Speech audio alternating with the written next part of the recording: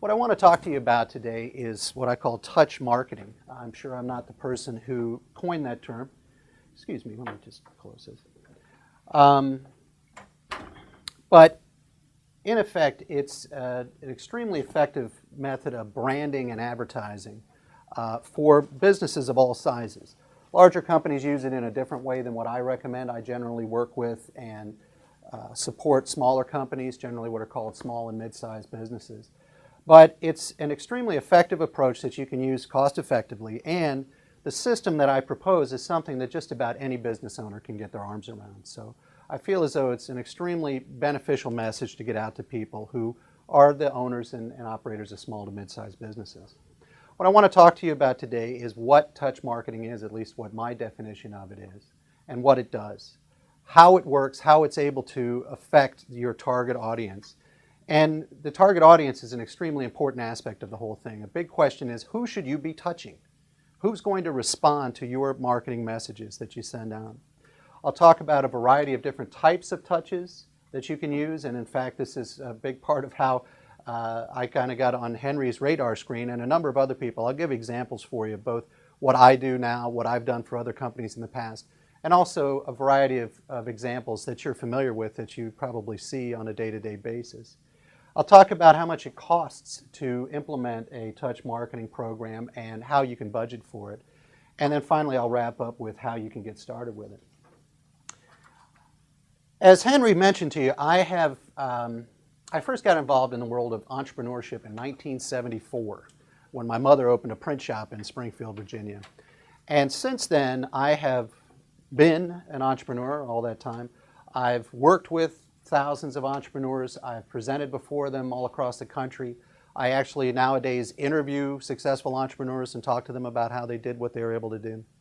And over that course of time, probably the thing that's fascinated me most is, what if I could find a single thing that differentiates firms that succeed from those who struggle? What would that number one thing be? And in my opinion, based on my experience, that comes down to one word, which is marketing. That the firms that succeed most readily are the ones that focus on and put resources into marketing. And they implement it on a systematic basis. And they do it continuously. And for example, you mentioned somebody like Empire. I'm sure Empire, no business starts out as a billion-dollar nationwide business. But they obviously invest a lot of money into marketing. Now, what I'm going to be talking to you about today is not the type of marketing that Empire does, because none of us has the budget to do what Empire does. But we can have a very similar impact on a much smaller target market using some of the same techniques and strategies that Empire uses. I refer to sales and marketing as a courting process, where it's very much like when you're introducing yourself to a member of the opposite sex, somebody that you're interested in dating. It's an old expression that you wouldn't come out and say, "I love you" on a first date. Might have exactly the opposite effect on that person that you would like for it to have. And many people shy away from marketing and sales in particular, because it sort of short circuits that courting process. Cold call selling in particular sort of forces you to say, "I love you" on a first date. And many people are very uncomfortable with that. Not only the salesperson, but obviously the person on the other side of the conversation is like, "Back it up. That's a little bit too much for me to handle." So what marketing does, in many ways, is it helps move that courting process along by establishing your identity in the mind of the person who's receiving your messages and allowing them to first figure out who you are and then what you do and what you might be able to do for them. And I call this the marketing assembly line. My company is called the Customer Factory. I believe that for most business owners, marketing is a mystery and sales is a dirty word. And so what I try to do, and have tried to do with the Customer Factory marketing model, is create a system that business owners can get their arms around that helps them make sense of what marketing is and how it works, and help them make friends with sales. So I created the idea of like an assembly line, like a marketing assembly line that people can use, where you take a targeted prospect. What song was that?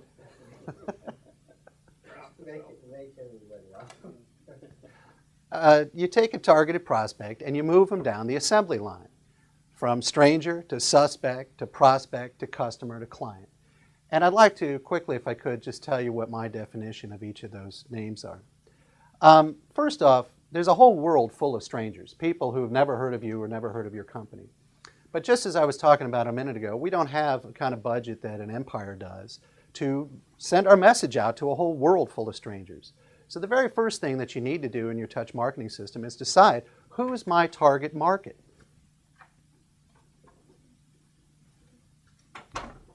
Probably sit right here. Good morning, sir. Put a hand up for John.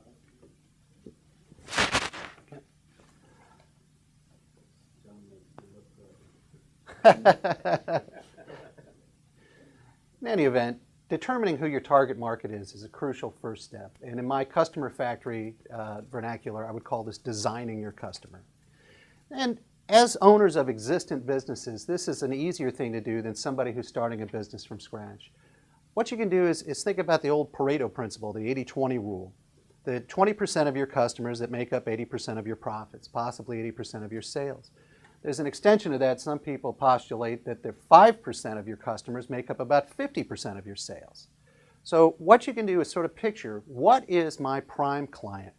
What industry are they in? Let's just use the example of somebody who does business to business. What industry are they in? How close are they to me geographically? How big of a company are they? How many employees they have? What's their top line sales? What sort of products or services do they purchase from me? How often do they purchase?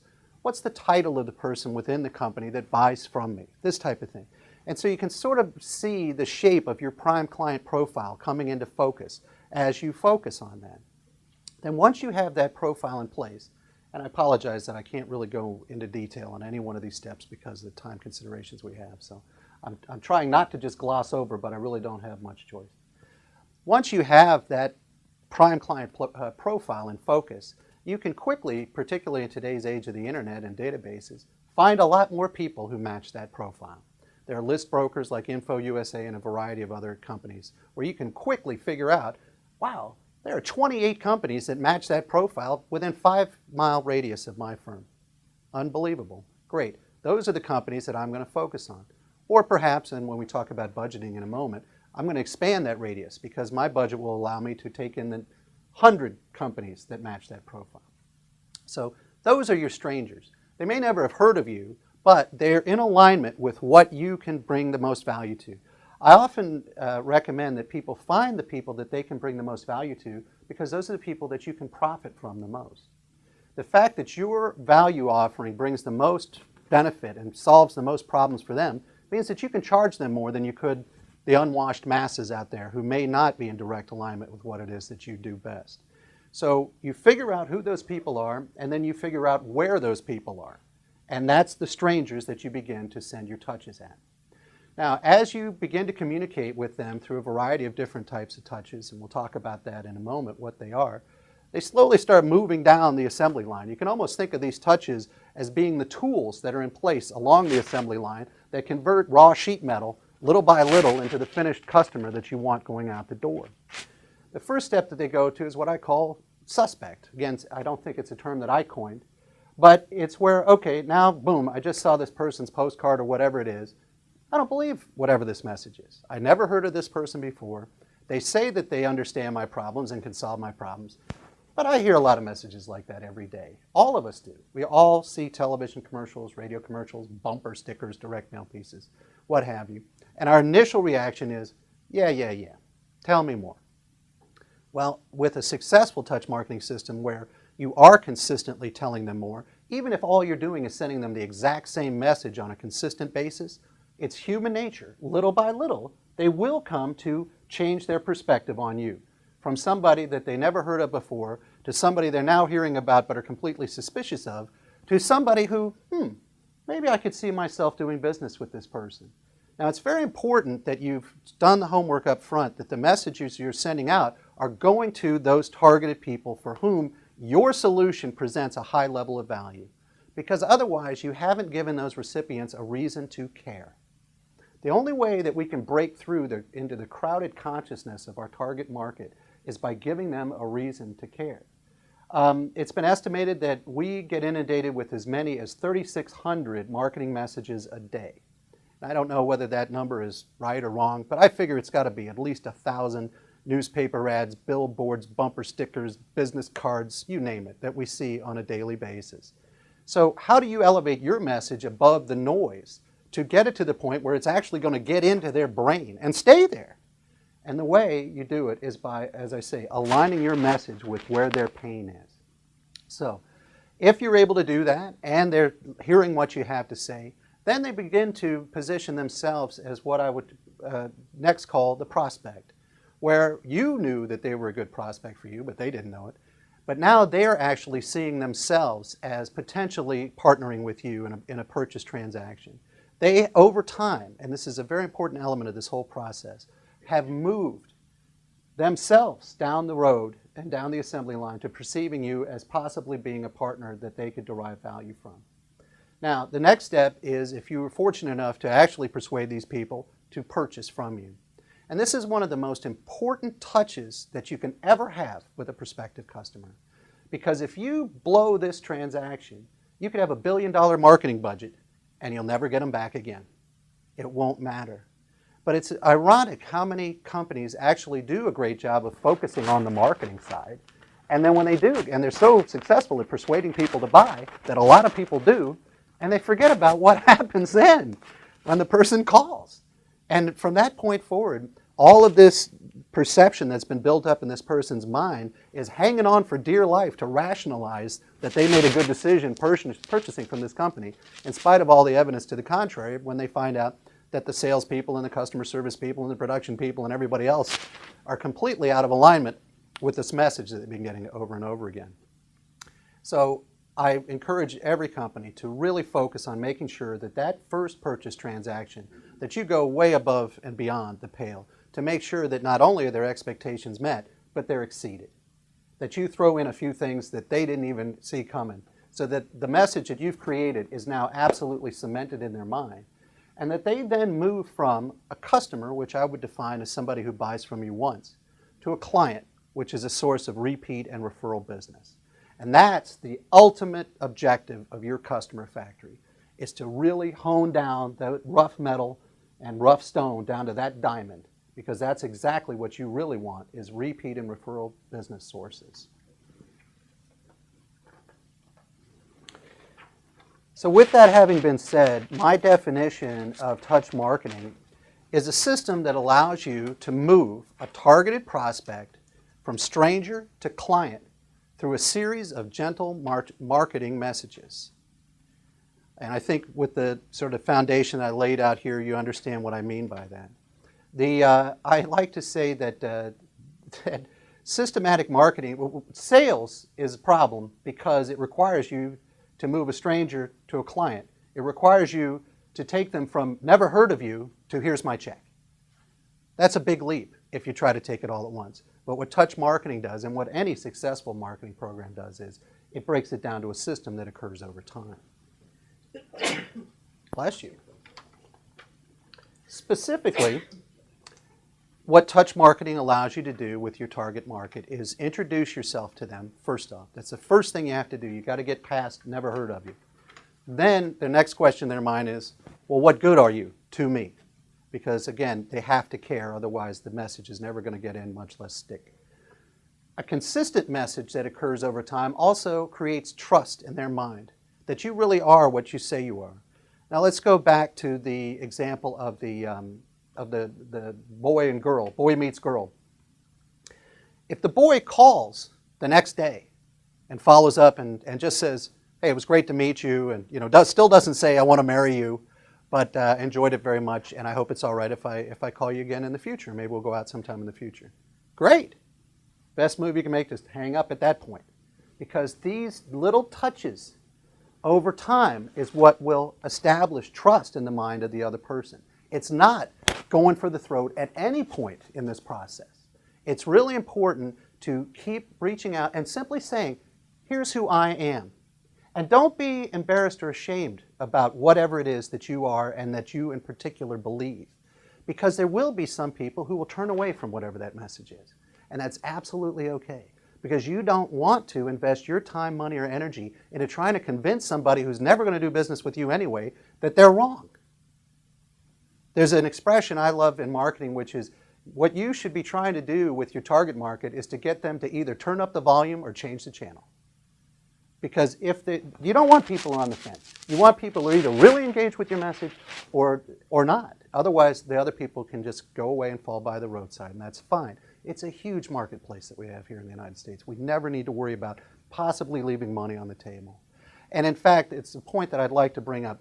One of the reasons why most entrepreneurs have a very difficult time with target marketing is because they're convinced that they're going to leave business behind. Wow, if I only focus on dentists, what about all the work I might get from chiropractors? Well, you have to realize a couple things. First off, if a chiropractor comes flying over the transom into your lap, take him. Do business with him. But in terms of what you can afford to do and have the time, energy, and money to focus on, you've got to get specific. So if all of your outbound energies is on dentists, it doesn't mean you can't do business with the chiropractors who come to you. All I'm saying is in terms of your outbound communication, you need to focus, if for budgetary reasons, if for no other reason. You also, as you're going along with this touch marketing program, what you're able to do is change that target person's opinion of you in their mind.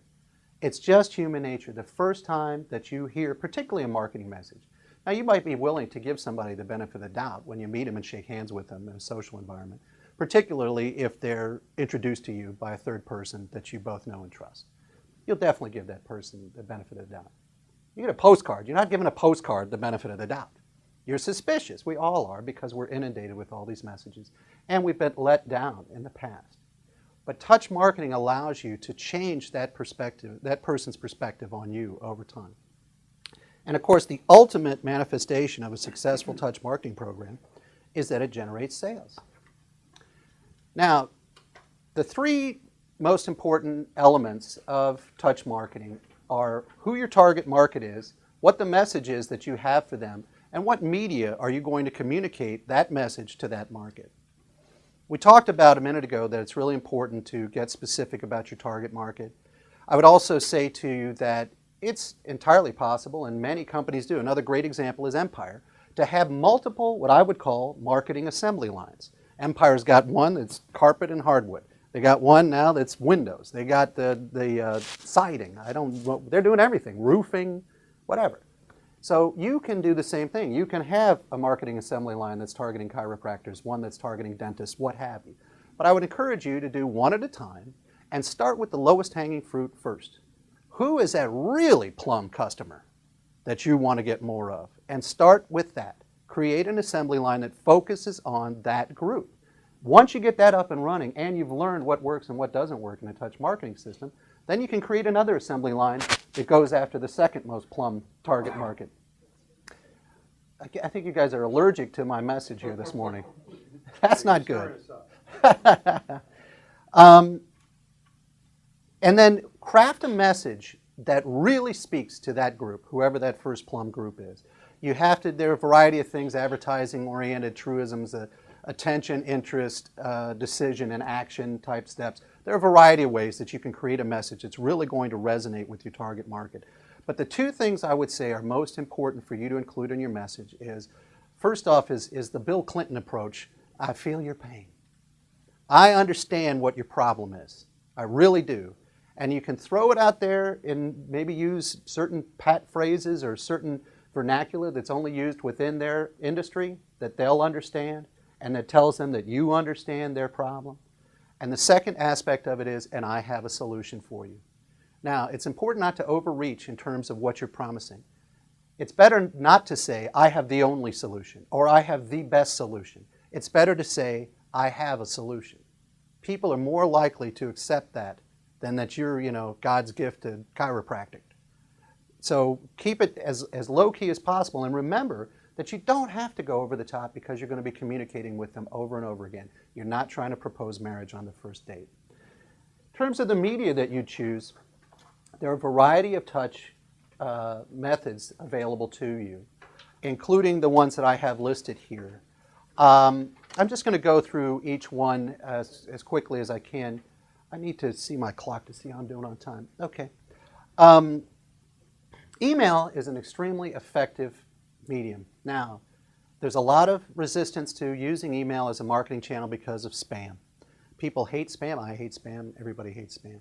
But the difference is the type of email that I'm talking about is email that people have asked to receive. It's called opt-in, and I currently have about 1,000 people on my list who have opted in. Henry gets weekly communications from me. I would hope that all of you guys would subscribe to my email list at radiofreeenterprise.com. Good newsletter, good. And there's a lot of great information that I provide. I'll talk further down here. But I throw all this out for free. All of the information that I provide is at no charge as part of my touch marketing that I do with my target market. I use a system called Constant Contact. They actually have a 60-day free registration. After that, it's as little as $15 a month if your list is 500 people or less. It's very easy to use.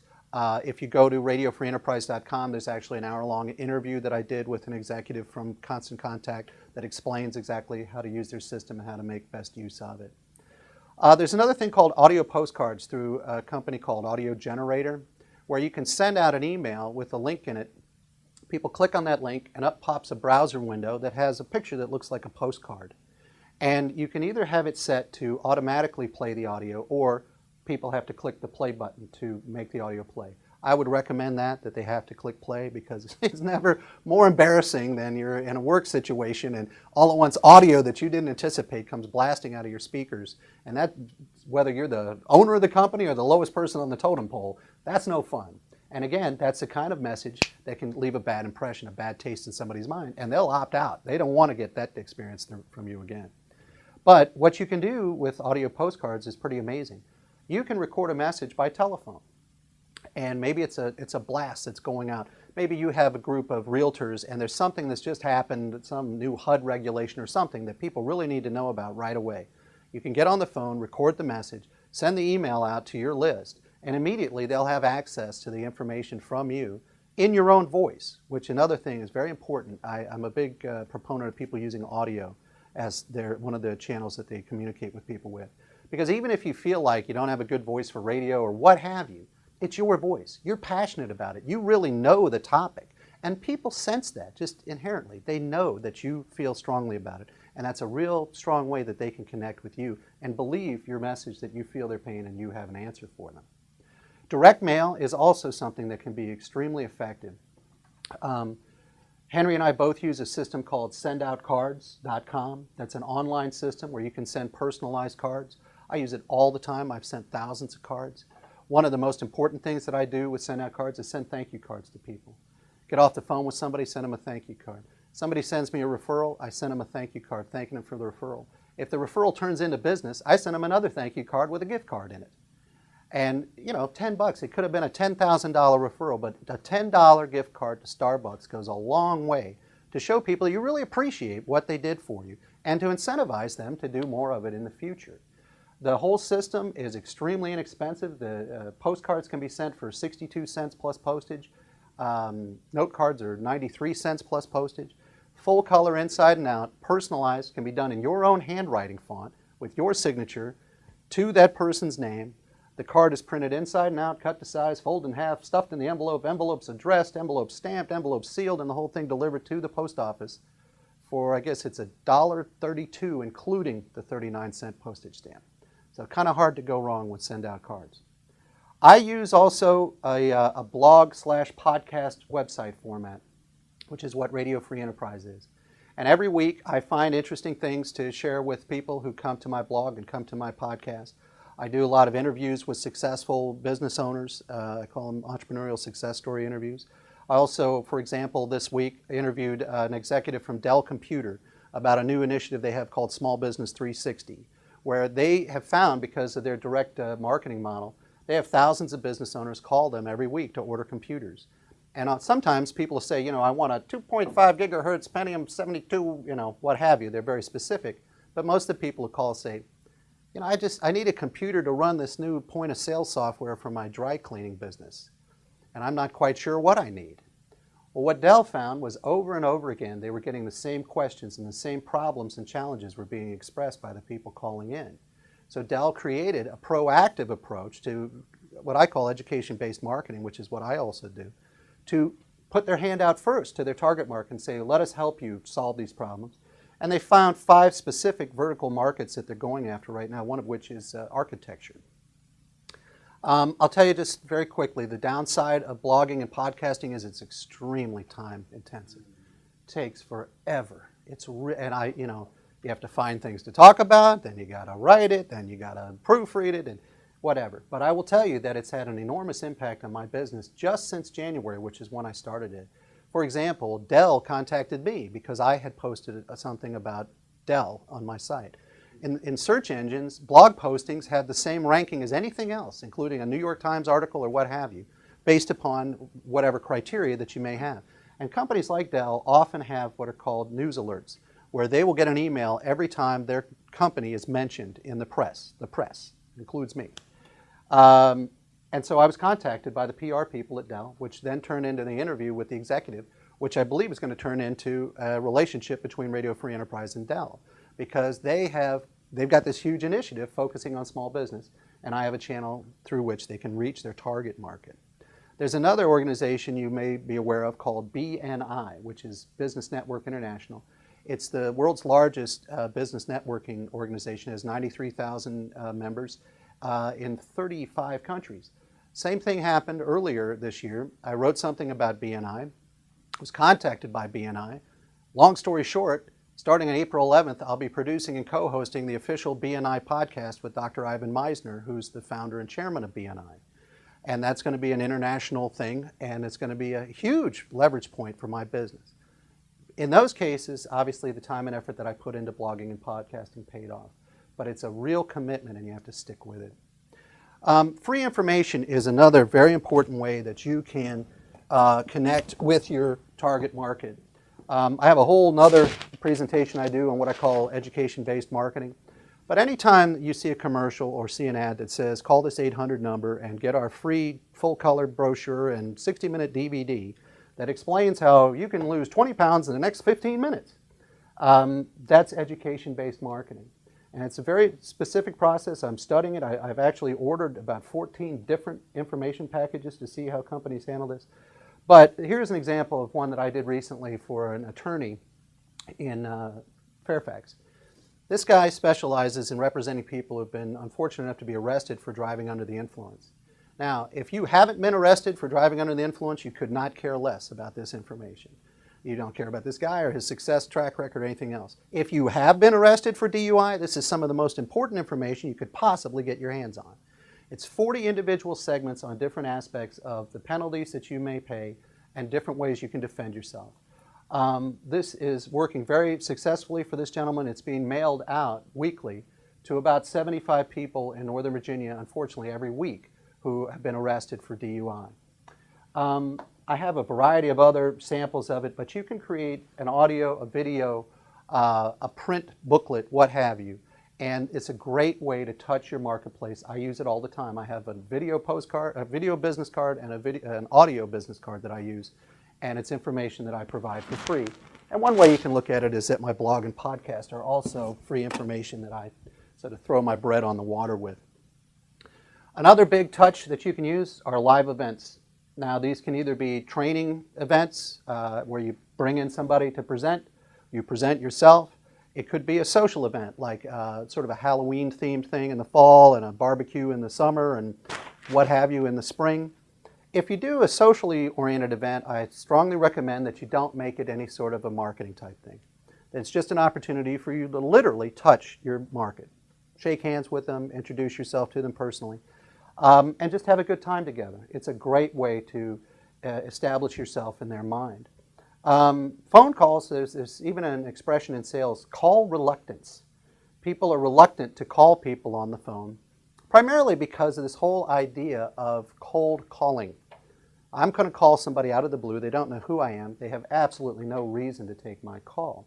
However, imagine if instead that they had previously received a series of note cards from you and emails from you and had maybe attended one of your events or what have you. Suddenly you're not just calling cold. They do know who you are and what you might be able to do for them.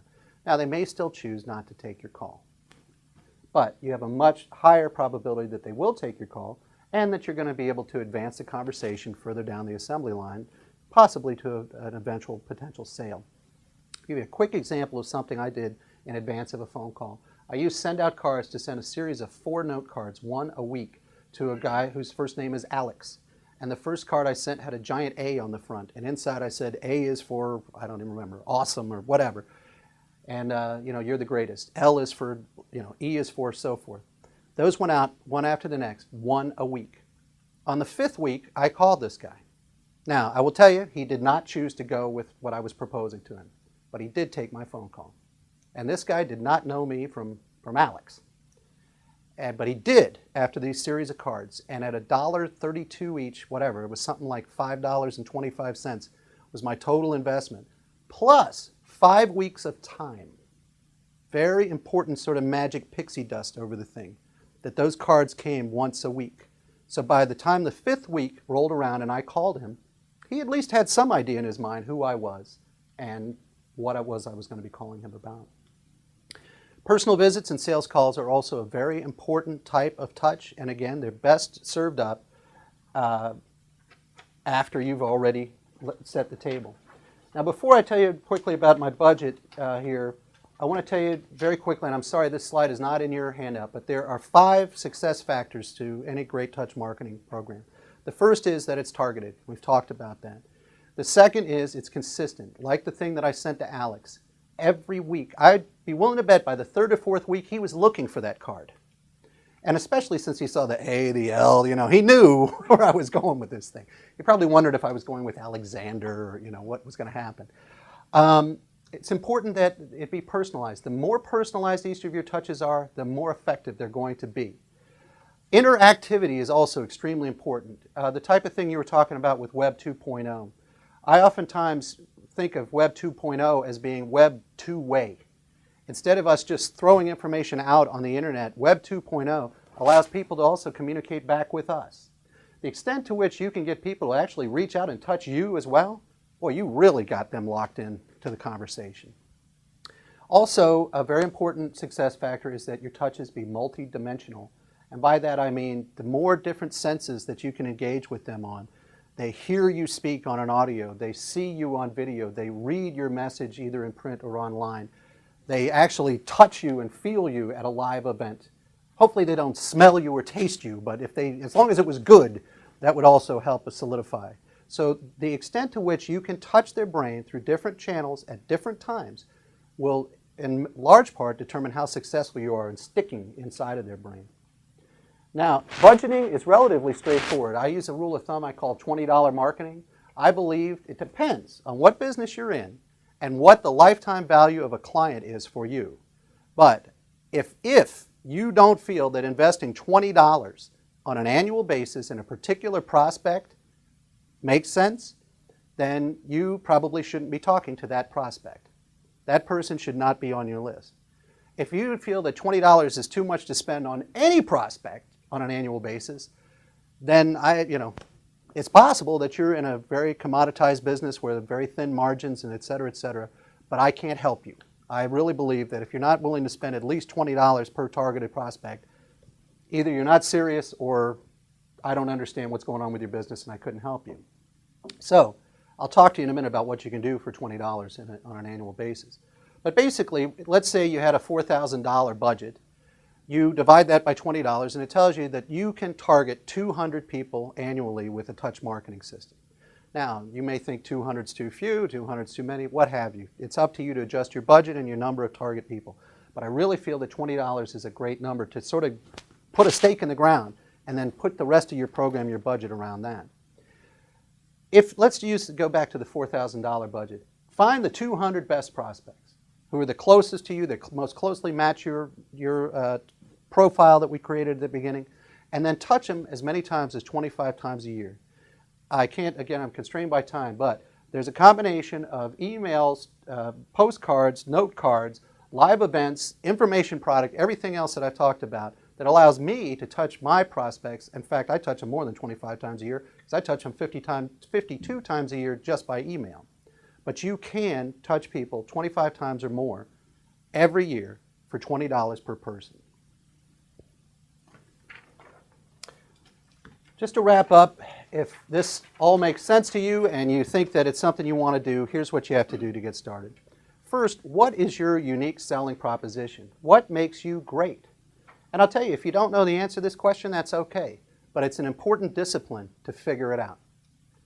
At one point in my career, I used to write radio commercials. And I can only tell you that trying to figure out how to get somebody's attention, establish what your unique selling proposition is, and throw a call to action in 30 seconds is quite a discipline.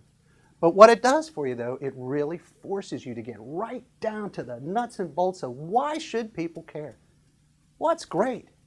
Now, what I would say to you is, if you can get it into a 60-second elevator speech instead, where you don't have to worry about grabbing a radio listener's attention and you don't have to have a call to action, but all you have to do is in 60 seconds explain to somebody what's great about your company, it's a great exercise. It's a great exercise. One of the easiest rules of thumb that I've ever seen to create an elevator speech is to use the, you know how, well, what we do is, and in other words, you could say, you know how 34% of all closings blow up at the table because the mortgage company didn't really have the money ready? Well, what we do is make sure that doesn't happen by blah, blah, blah, blah, blah. That's a real easy way to get started. And what you're doing there is you're identifying the pain and you're identifying your solution. So I recommend that to you as an initial way to create your unique selling proposition. Next step is identify your market, and that starts with who's your prime client profile, and we talked about how to create that. And then using a service like Info USA, it's free.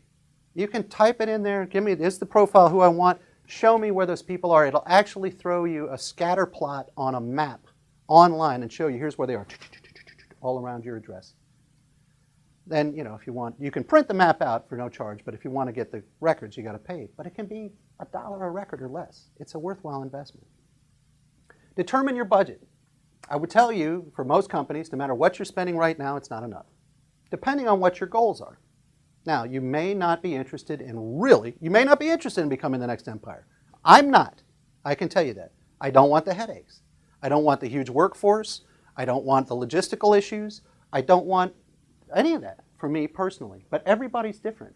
So a lot of it depends on, like with the Franklin Covey thing, not only does your daily schedule really flow from what you really want, everything in your business flows from what you really want. Once you have your budget set, pick which of these tools that I've talked about will work best for you. The postcards, note cards, email, information products are really important. Last time when I was giving this presentation, somebody said, well, what if I can't afford to do an audio or video? And I would say to you, think again about audio. I can produce an audio, this is a video, but that comes out in a package like this that you can also post on your website for less than $1,000. If you were to design a brochure, you have a full color brochure here that you guys done, design alone can run you much more than $1,000 before you even start talking about printing. And again, audio is a very intimate medium. There's a reason why radio didn't die after television came along. It's because people enjoy it and they can engage with it on a different level. They can also multitask when they're listening to audio. You can be on the treadmill, you can be driving your car. You can't do that with video. And be listening to your MP3 player. So an information product where you in your own voice talk about what's great about your business is wonderful. One of the ways that I do it for people is they call into me and I make it sound like a radio interview. I never say it's not a radio interview. I don't say it is a radio interview, but it sounds like it's a radio interview where you're on the phone, I'm on the microphone, there's background music, voiceover guy, what have you. And if you go to Radio Free Enterprise, you'll hear interviews that I've done. And they sound very professional, and it sounds like you were interviewed on the radio. So, and it's also a great way for me to throw you softball questions that you can then knock out of the park that then talk about how you understand your target market's pain and what your solution is. Once you've put your budget together, you've chosen the tools you're going to use, then you have to create a calendar. All right, I'm going to send out an email on this day, I'm going to send a postcard on this day, I'm going to do a live event on this date, and then you actually have to flip the switch and do it. And this is oftentimes where the whole house of cards comes tumbling down, because it does involve an investment of money, time, commitment, emotion, stick-to-itiveness when it doesn't seem like things are working as well as you'd like. But I will tell you again, this is what successful companies do. I know a guy who's in the home improvement business, and he does about $10 million a year in sales. He spends $1.2 million a year in advertising. he takes home about $1.2 million a year also.